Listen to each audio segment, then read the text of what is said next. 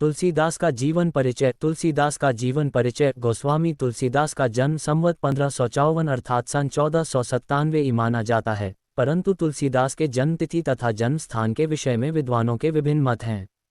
Doctor Nagendra के हिंदी साहित्य के इतिहास के अनुसार उनकी जन्मतिथि तथा जन्म स्थान निम्न है। 1. जन्मतिथि 1497 1526 1532। 2. जन्मस्थान राजापुर बांदा बत्सोरो एटा सतसूका क्षेत्र आजमगढ़। तुलसीदास के पिता का नाम आत्माराम दुबे और मां का नाम हुलसी था। ये सरयुपारीन ब्राह्मण थे। कहा जाता है कि मूल नक्षत्र में जन्म होने के कारण इनके माता पिता ने इनका परित्याग कर दिया था। इस कारण इनका बचपन बड़े कष्ट में व्यतीत हुआ। सौभाग्य से इनकी भेंट बाबा नरहरिदास से हो गई। इन्होंने ही इनका पालन पोषण तथा शिक्षा दीक्षा किया, अतः तुलसीदास ने इनको अपना गुरु मान लिया। बड़े होने पर तुलसीदास काशी चले गए। वहां शेष सनातन नामक विद्वान से वेदों, शास्त्रों, पुराणों व दर्शन का गहन अध्ययन किया।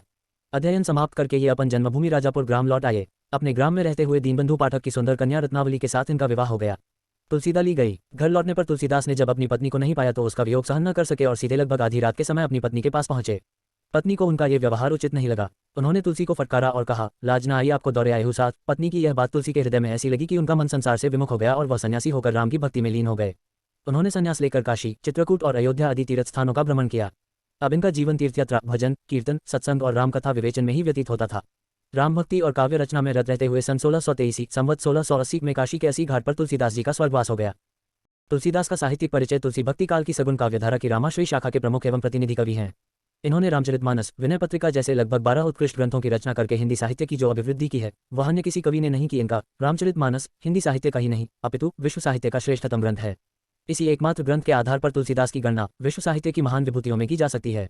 अपनी अद्वितीय काव्य प्रतिभा, समन्वयवादी भावना और लोकमंगलकारी साधना के कारण तुलसी हिंदी साहित्य में विशिष्ट स्थान रखते हैं। तुलसी को हिंदी साहित्य का सर्वश्रेष्ठ कवि माना जा सकता है।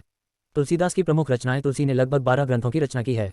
उनके प्रमुख ग्रंथ इस प्रकार हैं: रामचरितमानस, विनय पत्रिका, कवितावली, गीतावली, दोहावली, बरवै रामायण, पार्वती मंगल, जानकी मंगल, वैराग्य संदीपनी, रामलला नचु आदि। इन ग्रंथों में रामचरितमानस हिंदी का ही नहीं अपितु विश्व का सर्वश्रेष्ठ महाकाव्य है। समूचे भारत में यह ग्रंथ बड़े सम्मान की दृष्टि से देखा जाता है। साहित्य के क्षेत्र में तो इसकी समता का अन्य कोई ग्रंथ है ही नहीं। दूसरा श्रेष्ठ ग्रंथ विनय पत्रिका है। इसमें तुलसी ने भगवान राम से अपने उद्धार के लिए विनय की है। इस प्रकार तुलसीदास हिंदी साहित्य के अमर कवि माने गए हैं।